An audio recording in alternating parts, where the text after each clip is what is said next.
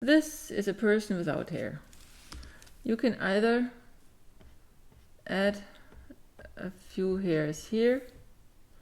Now we have a person who is bald with a few hairs on top. You can also add hair that is hanging in front of the face, which would be like this.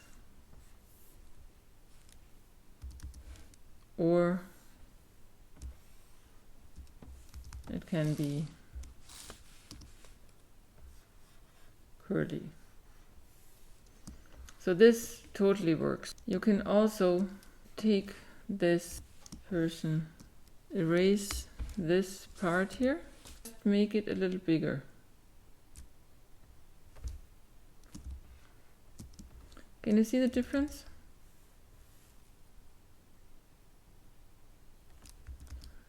And if you draw it, you draw the face like this, then you draw hair like this here.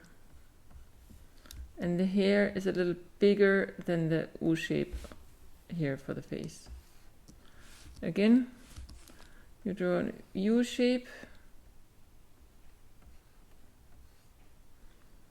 then you draw hair, and then you draw basically a U shape that's a little bigger, but it looks better if you don't close it totally.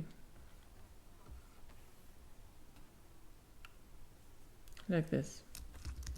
And if you want to draw long hair, then the ears are not visible, and then you just make long hair here.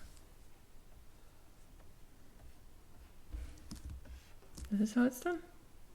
So here are the hairdos that I repeat over and over again. 7 of them, maybe I do a few more, but this you can come far with this here. On the left side is the beginner's version, where you draw oval and then add the hair, and on the right side is the a little more advanced version, where you have the fluffy hair that covers the skull. Of course, you can invent new hairdos yourself, but this is the principle. Have fun.